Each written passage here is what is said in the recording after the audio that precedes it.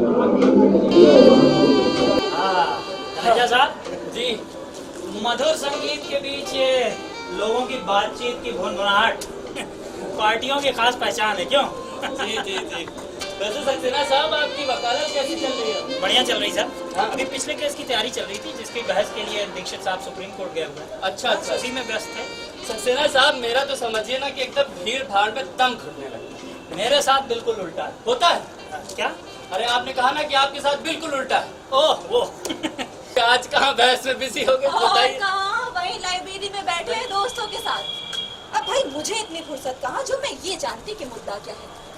लेकिन हाँ, मैंने आते जाते कुछ फांसी, उम्र कैद, फांसी, ऐसी कुछ बातें मैंने जरूर सुनी। ये तो सक्सेना साहब जैसे वकीलों का मामला है। गोयल साहब भी खामखा। क्यों सक्सेना साहब, बताइए आप क्या चल रहे? जी जी।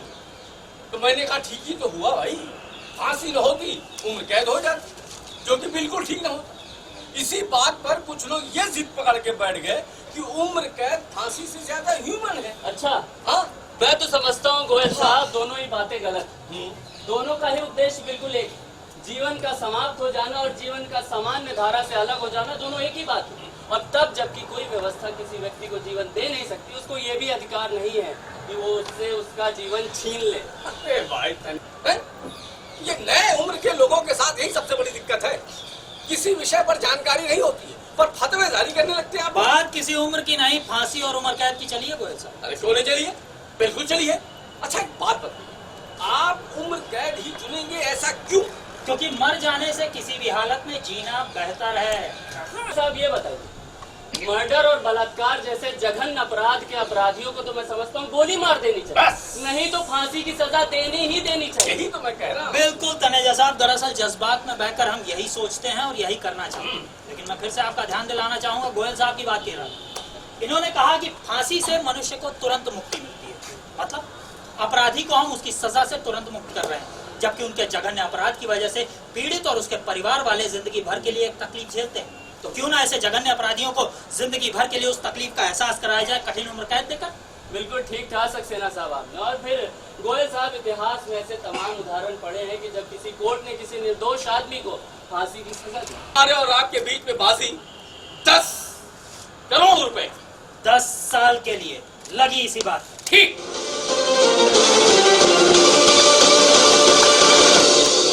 नया नया नशा क्यों चढ़ता जा रहा है, मैं तो समझ ही नहीं पाती। सट्टा तो आप पहले भी लगाते थे, जुआ खेलते ही हैं, और शराब पीना तो जैसे आम बात है। फिर ये बात बात पर बाजी लगाने की आदत अच्छी है क्या? अरे भाई, अपने बात कोई भोगने वाला भी तो नहीं हुआ। आज से ठीक 5 दिन बाद सूर्योदय के साथ ही सक्सेना साहब के कैदी जीवन की शुरुआत होगी, और ठीक 10 साल बाद सूर्योदय के साथ ही ये आजाद हो जाएंगे। भाग जाऊंगा।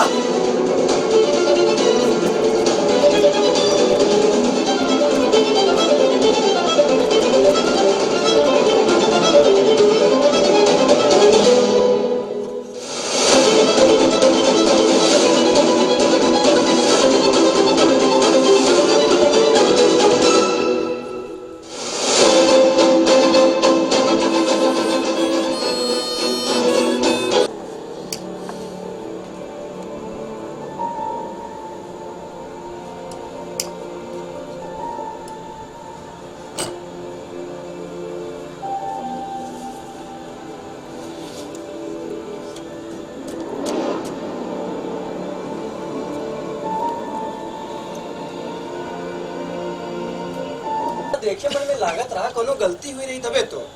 ऐसे हम बहुत लोगन की जानत हैं जे बिना कसूर के जिहल गए, मुदा वो सब छोट मोट आदमी रहे, कोई देखनहार नहीं रहा। मैं तुम्हें बड़ा आदमी लगता हूँ क्या? राम राम काहे हुजूर, आप नहीं तो बड़ा आदमी, आखिर होत कैसा आपे बतावे। अच्छा अच्छा ठीक है, ये लो चिट्ठी। ये सामान लौटाते समय मालिक को ये चिट्ठी भी दे देना, ठीक है? ठीक हुजूर। जैसे वो पहले अक्सर आधी आधी रात को पागलों की तरह चीखता था, चिल्लाता था, वैसा अब नहीं कर रहा है। राम सेवक भी बता रहा था, अब वो ज्यादा समय या तो किताबें पढ़ता है या फिर वो माउथ ऑर्गन बजाता है। अरे ये क्या, माइका माइंड के ठेके से तो इस बार फायदा हुआ है, पर ये पटसन का धंधा इतना मंदा क्यों चला गया भाई?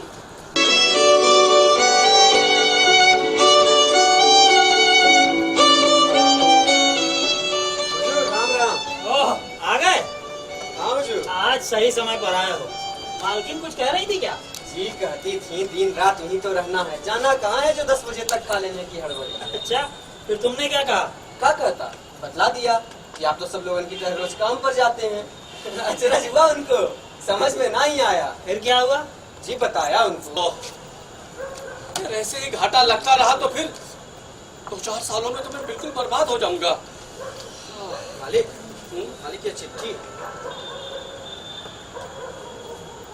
ठीक है जाओ।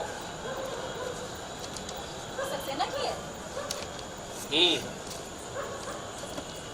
अच्छा, वो आप किस नई सड़क के बारे में बात कर रहे थे? लीजिए, आप खुद देख लीजिए। ओह, मैं तो इनसे शुरू से ही कहती आ रही हूँ कि वो इनसे पूरे पैसे लेकर ही दम लेगा। ये तो कोई प्रॉब्लम ही नहीं, ये आप मुझ पर छोड़ दीजिए। अरे पहले ये तो तय हो कि इसकी जांच करानी भी है या नहीं करानी। शर्तनामे में ऐसा कुछ था क्या? सो तो नहीं था। तब हाँ बोलो। क्या क्या? हाँ, पर लेकिन ये कैसे हो सकता है भाई? ओफो, अरे कल तक तो शेयर के भाव बढ़ रहे थे, क्या मार्केट क्रैश कर गया? ओह माय गॉड, कितने का? क्या? 40 करोड़ का नुकसान? क्या बोल रहे हो तुम? असल बात तो कुछ और है हुजूर। इस साल ताबड़तोड़ इतना घाटा लागत रहा कि दिमाग ठंडा हो गया। अब इतना औकात कहाँ कि घर में 10-5 नौकरों खटावत रहे। अच्छा, वो जो कपड़ा मिल में हड़ताल चल रही थी उसका क्या हुआ? होगा का, मिल बंद है, बेचे का विचार है, जे दिन नहीं बिका। आना तो पिछले कई महीनों से चाह रहा था लीडर, लेकिन अब आप ऐसी जगह तो है नहीं कि कोई जब चाहे तो आपसे मिल सके। और फिर गोयल साहब से पूछा तो बताने लगे शर्तों के मुताबिक राम सेवक को छोड़कर आपसे कोई मिल नहीं सकता। तो फिर आज आप गोयल साहब से बगावत करके मिलने आए? अब मैं उनका गुलाम तो नहीं हूँ कि उनकी बात ना मानना मेरी बगावत कही जाए। हाँ, लेकिन उनसे पूछ कर अब अपने आने का उद्देश्य भी बता ही दीजिए। तुम घर की खस्ता हालत को देख के परेशान हो, और मैं सोच रहा हूँ पता नहीं ये घर अपना आप रहेगा भी या नहीं। वो क्यों? बहुत जल्द सक्सेना के कैद की मुद्दत समाप्त होने वाली है। उसे 10 करोड़ रुपए देने होंगे, और क्या? और इधर व्यापार में लगातार इतना घाटा होने से मैं लगभग कंगाल सा हो चुका हूँ। उसी से सुनने को मिलेगा कि श्रीमान, मेरी खुशियों के लिए आपका बहुत बहुत आभार। आज आपकी हालत अच्छी नहीं है, मुझे मदद करने दीजिए।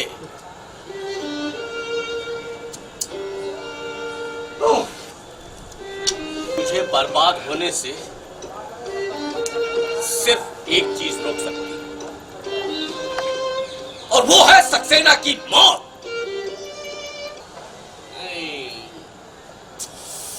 नहीं मरेगा वो, मुझसे 10 करोड़ रुपए लेकर के ही मरेगा। नहीं मरेगा, जरूर मरेगा, मरेगा, जरूर मरेगा सक्सेना।